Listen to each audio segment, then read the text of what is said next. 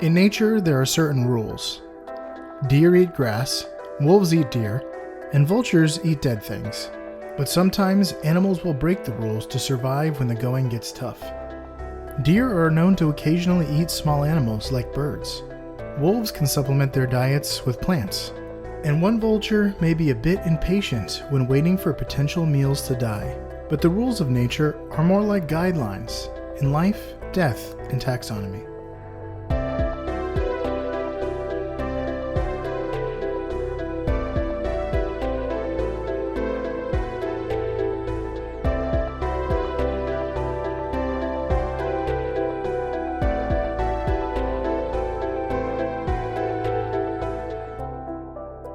Welcome back to Life, Death, and Taxonomy. It's your 30 minutes of interesting animal information. I'm Joe.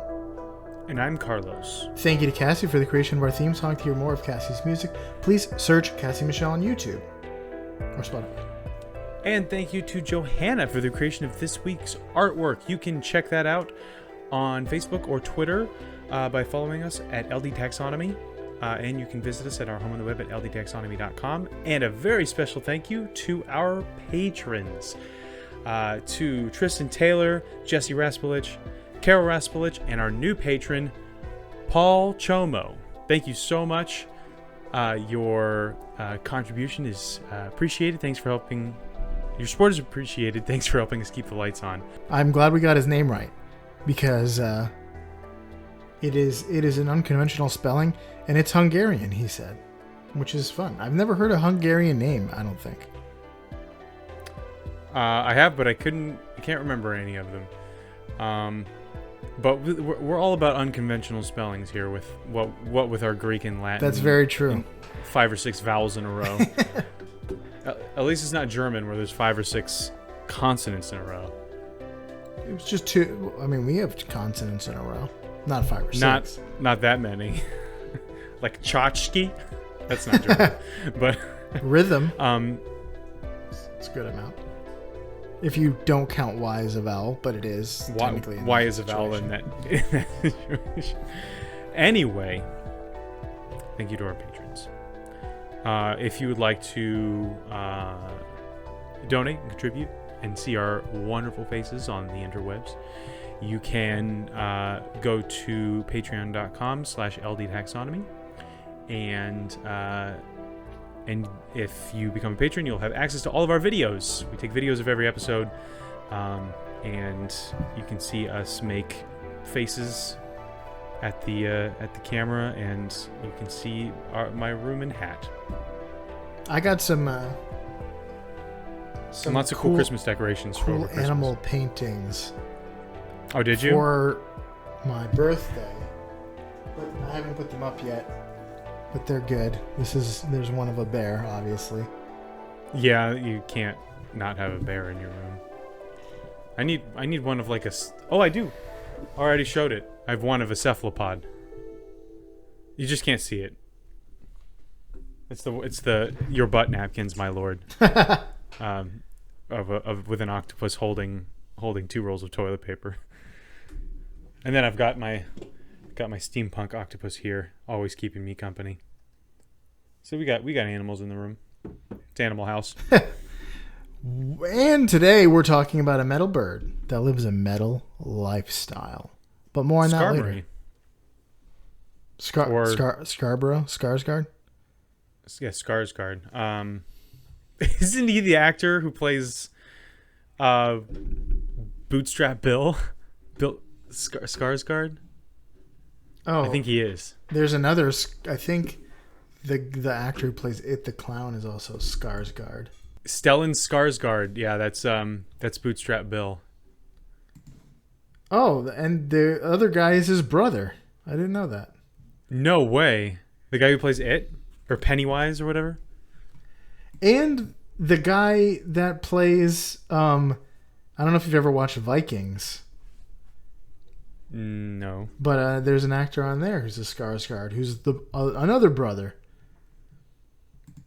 Of Stellan Skarsgård is 70 years old. That's his brother?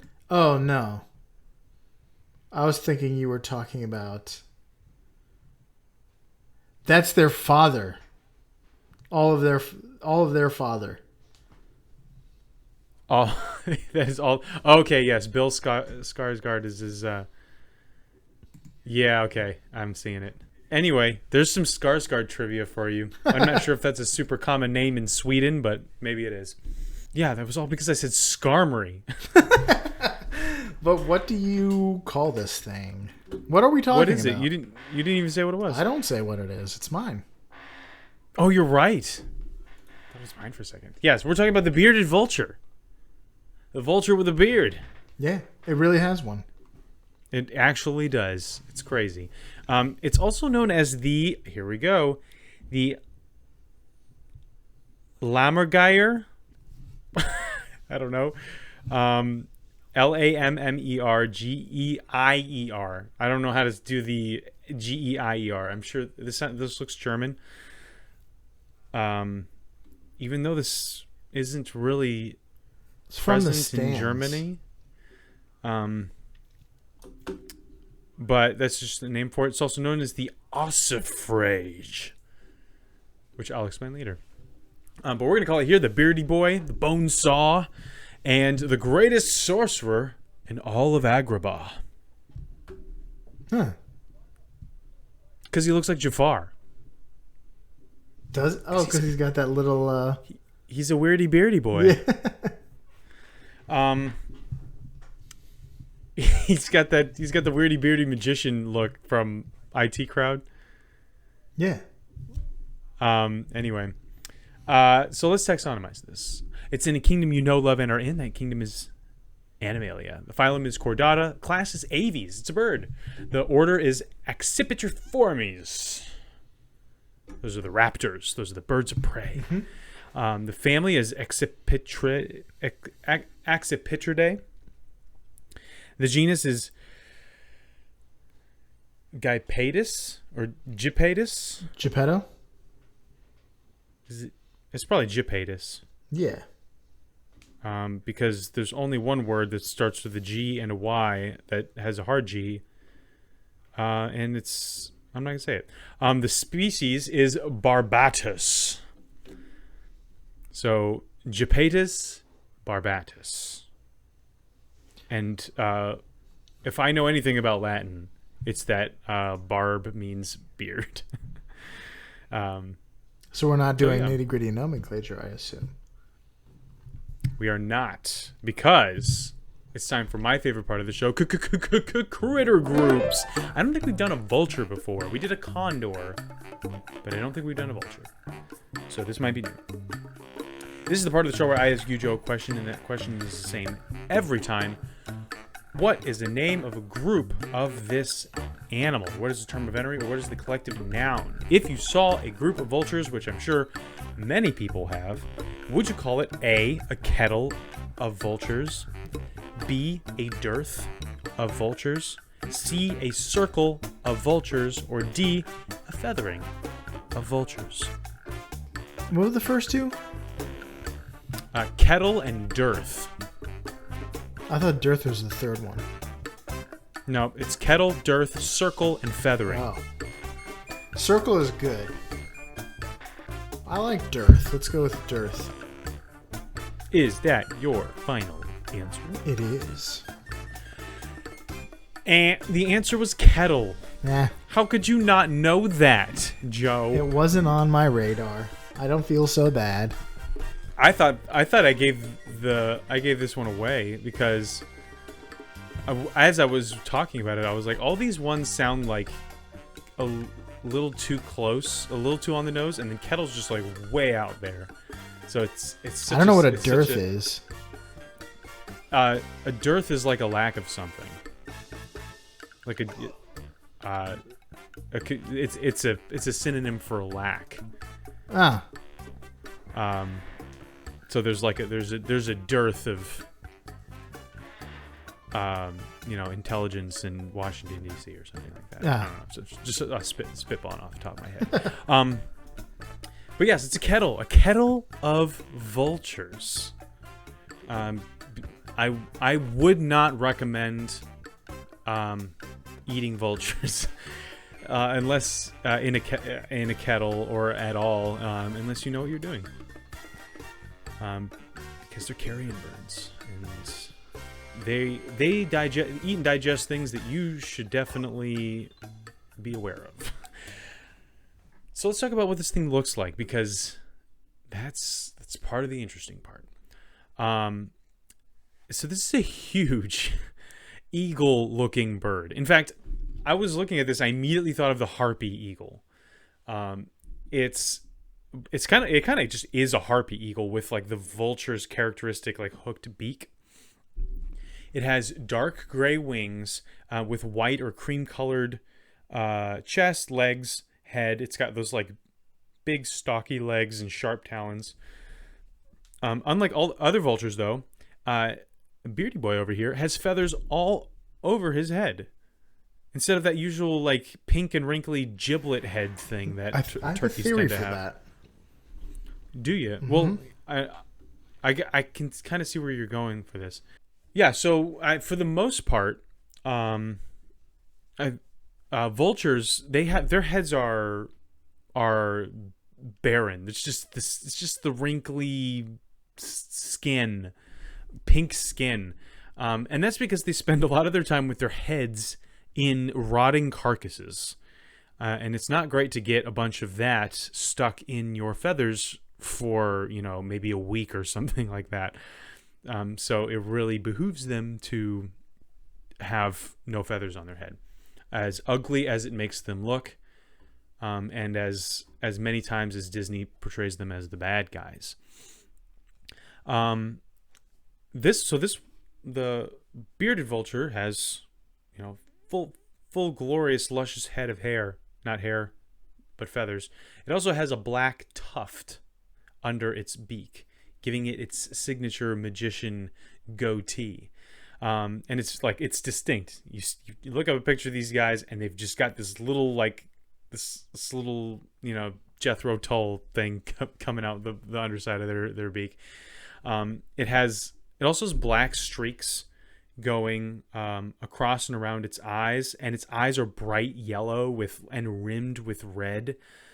So it can sometimes be like a reddish rust color. So with the red and yellow eyes, the red and black body, and the sharp black goatee, I have never seen a bird look more like Jafar. It's really cool for a vulture. Vultures are usually not attractive birds.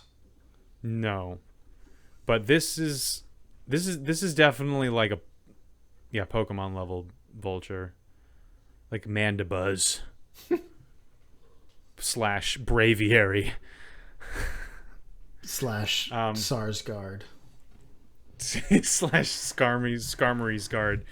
And it also has a spade-shaped tail, rather than the typical fan-shaped tail that most birds of prey have, especially most vultures. But as I mentioned, this is a large birdie. So how large is it, Joe? Good question. Welcome to the beloved Measure Up segment, the official listener's favorite part of the show. The part of the show when we present the animal size and dimensions in relatable terms that's through a quiz that's fun for the whole family. It's also part of the show that's introduced by you when you send in audio of yourself saying, singing, or chittering the words Measure Up into ldtaxonomy@gmail.com. We don't have a new Measure Up intro this week. Right. But that means we get to hear from a former one, Greatest Hits. We said we were going to do. So we're going to play one of the greatest hits. Let's go deep. And maybe you can tell me who this is. Oh, not again. I think this will be easy. But we'll find out. I got to get it right, otherwise the person feels bad. Without further ado, the listener's favorite part of the show.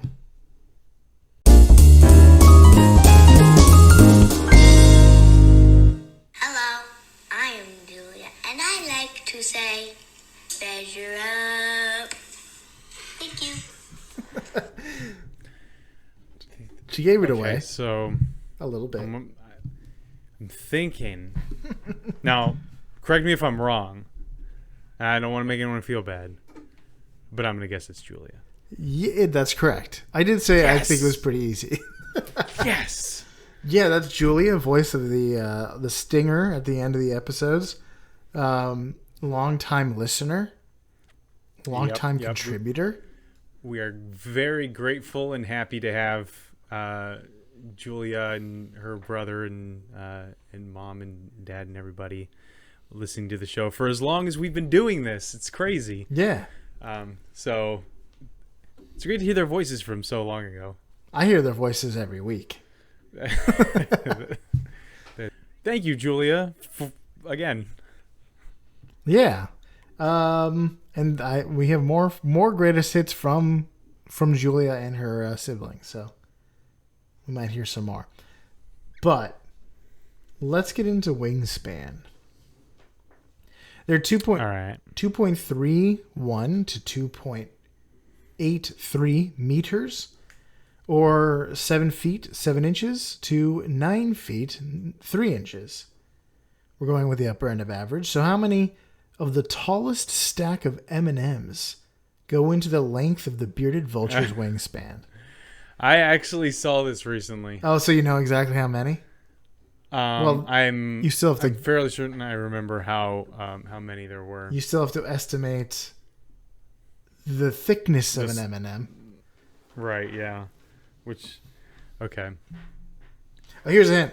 The feat was achieved by Ibrahim Sadiq of Iraq on April 7th, 2022, this month. Yeah, that's why I heard about it. I'm pretty sure... And the record was previously held by UK man Will Cutbill, who achieved the record in 2021. So it's a hotly contested record. I wonder if this is one of those things where, like, you just happen to do it and you're like, oh my gosh, don't touch it, call Guinness. Or, like, you dedicate yourself to being able to stack. Well, you have to film yourself doing it. So if I remember right, I think it's like 7 M&Ms.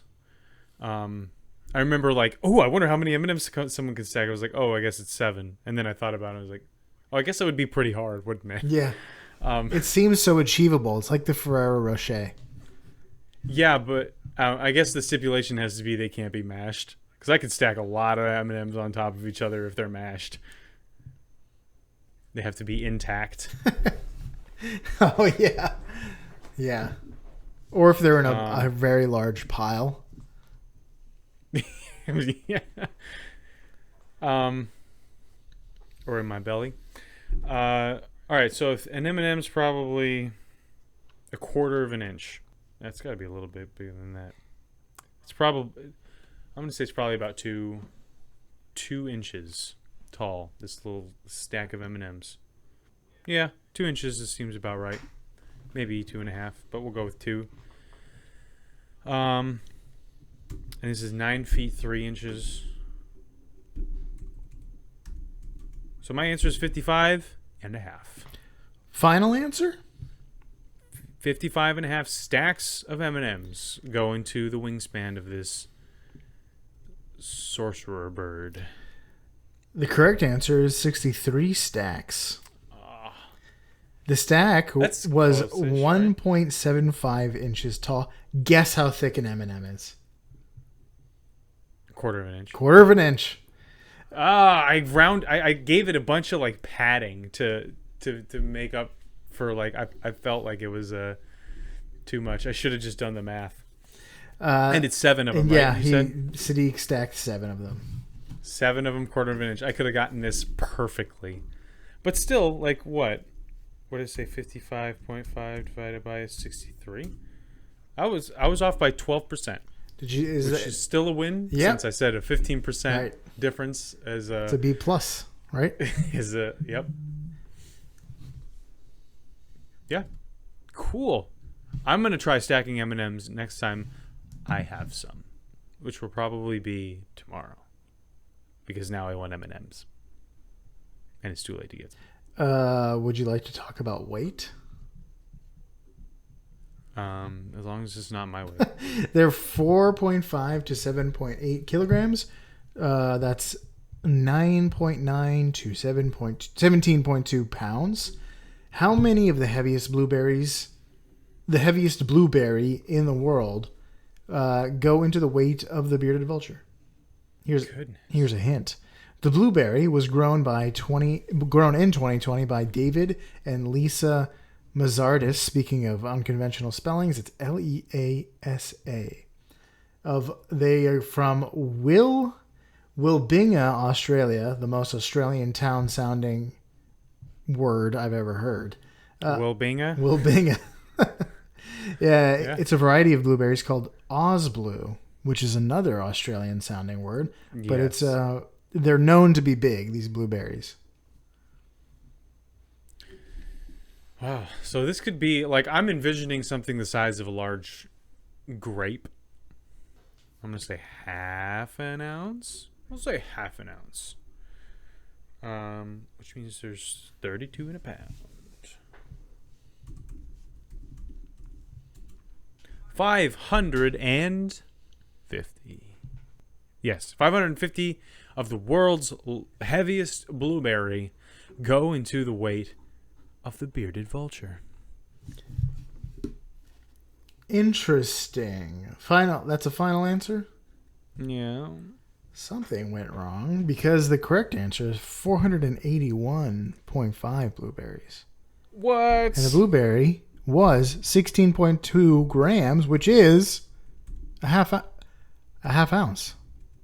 So it's a conversion problem. It's a conversion issue. The metric system got you again. What was the actual answer? 481. That's quite a difference in blueberries. It's still 80. It's still an 87%. Still a win.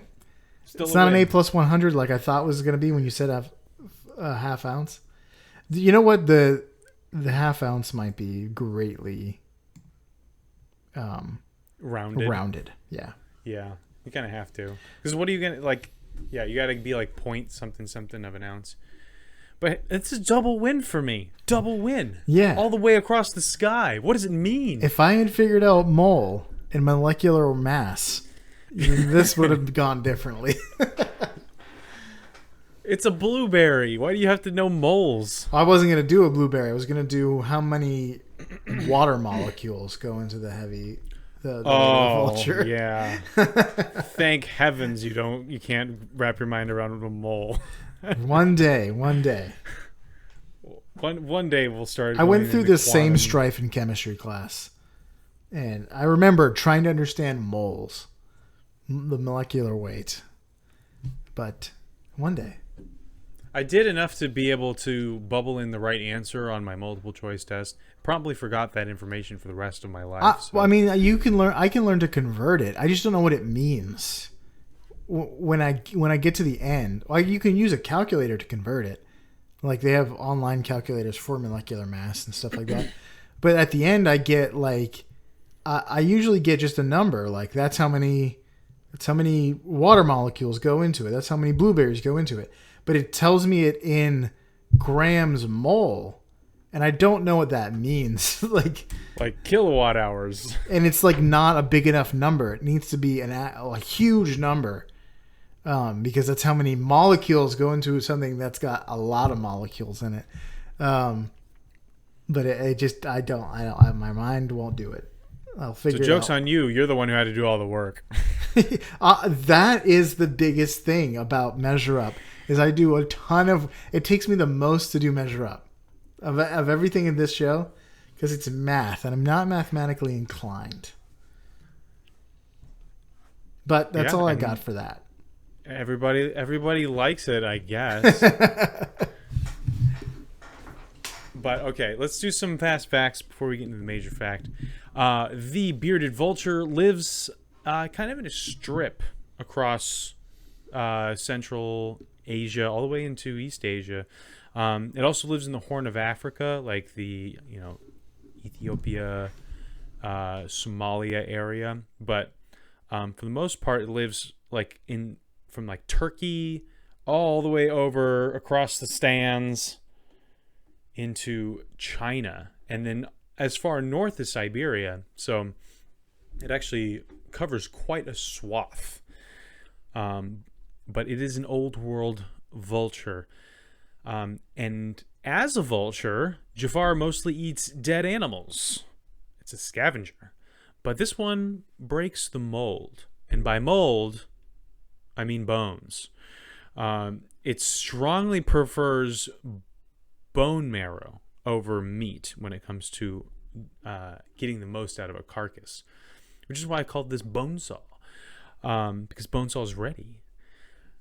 So up to 90% of its diet is marrow, and it can swallow and digest like pretty decently sized bones. I read up to the size of a lamb's femur, which is crazy. And vultures do have really powerful digestive systems. They kind of have to because of the fact that they eat, rotting meat.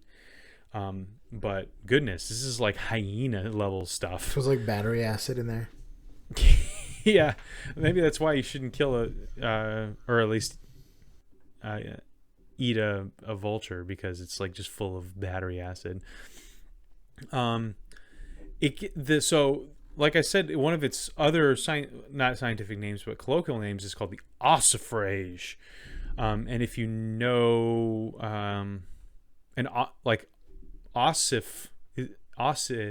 in general is a prefix for bone. So like ossification, osteoporosis, that kind of stuff. It has to do with bones. And so ossifrage means bone breaker. This is a monster truck. This vulture is a monster truck. Because when the bearded vulture encounters an animal that's died and the bones are too big to swallow, it will grab the corpse, or what it can of the corpse, and fly the animal up to 500 feet in the air. Its body, and then drop it onto rocks to break the bones and get to that sweet, sweet marrow. And then we'll rinse and repeat if necessary. Not rinse. It does not rinse. But it'll just pick it up and drop it, and it'll circle around and kind of like examine to see if the bones have actually broken, and if not, it'll pick it up and do it again. And this is a learned behavior. It's not instinctual, and it can take up to 7 years for juveniles to acquire this, to master it. So yeah, they're willing to go far out of their way to get the marrow of a bone. Like my dogs, they'll spend forever trying to get the marrow out of a bone. So the bearded vulture can live up to 45 years in captivity. And they have a mating dance that sometimes involves them locking talons and falling through the sky in an elegant dance. But yeah, I think that about does it for the fast facts. Hit us up with a major fact if you got one laying around. I do. I'm calling this major fact iron wings. Bearded vultures are unique because they actually attack and kill prey animals. So most vultures are scavengers, like you mentioned. They're specialized in being able to eat carrion and dead flesh and stuff that would make normal animals throw up. But they have iron stomachs and battery acid in them inside their stomachs. But bearded vultures have been known to attack animals like marmots and hyraxes. Hyraxes are the rock hyrax. They will attack and kill, which is a alumni of the show. Mm-hmm. And even large prey like ibex, capra goats, camoys, and steenbocks. I feel like capra goat is just redundant. So is that goat? Yeah. And they'll sometimes kill prey by lifting them and dropping them from a high height. Like you said that they do to break up bodies and bones, they'll kill prey by doing that. Especially, that's one way to do that. They especially do this to tortoises, which you need to crack open like a pistachio in order to get to that green goodness. It's like, here, I'm going to give you a long time to think about your impending death. Which golden eagles do the same thing to tortoises. So maybe they... also an alum. Yeah.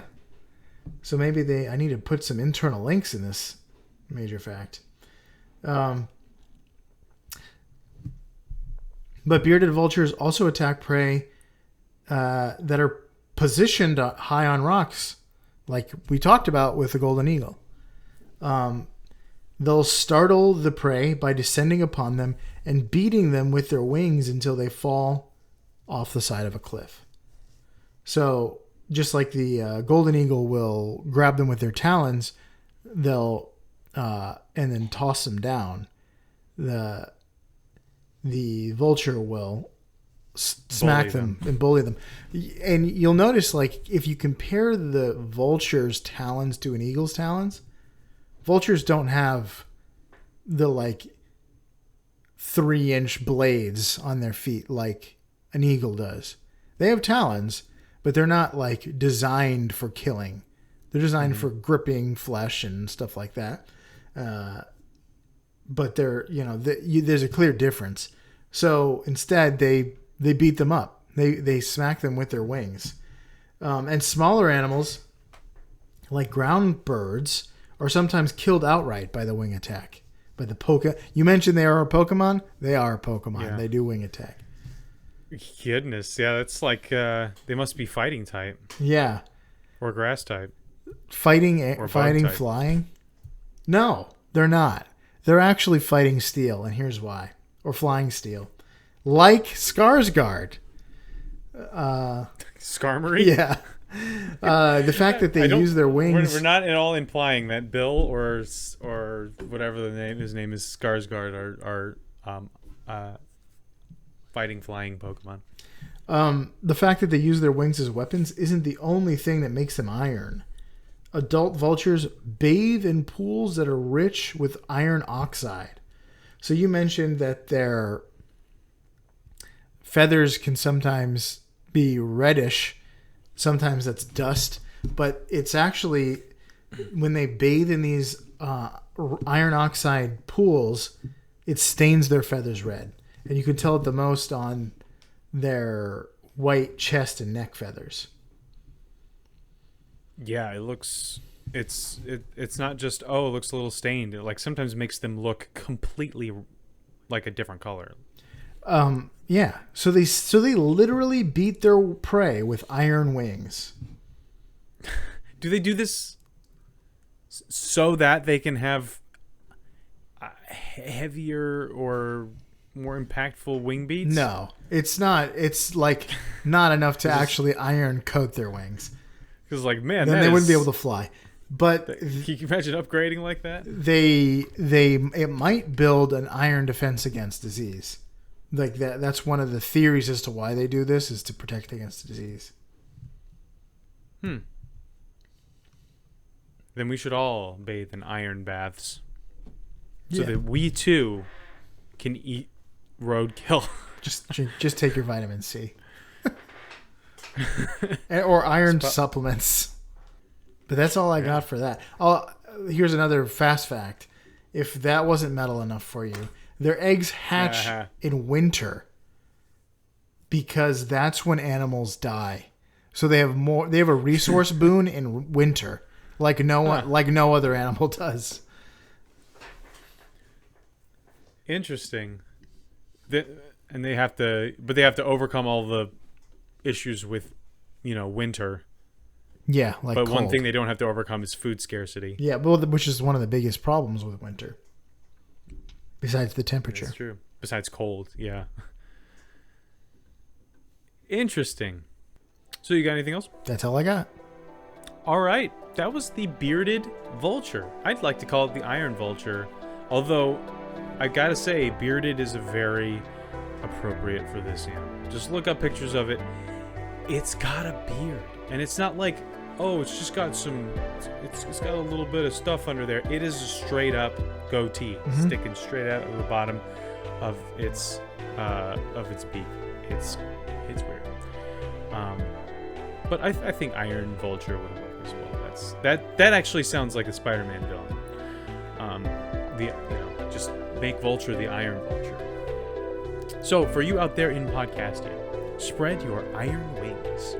Crush your prey against the rocks. and say goodbye to Prince Abu. Like the bearded vulture here in Life, Death, and Taxonomy.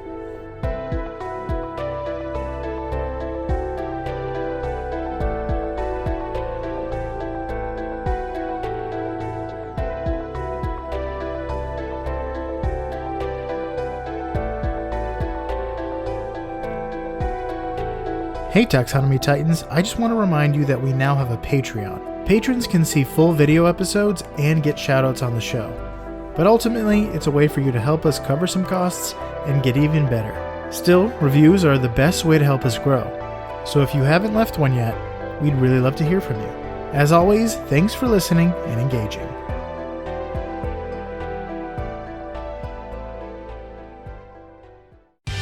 Life, Death, and Taxonomy is my favorite in the world podcast. I'll bet you Iron Vulture is a luchador wrestler. I bet you there's definitely a luchador out there based on the Condor. There has to be. And the Iron Vulture is an airship in Disney's Tailspin.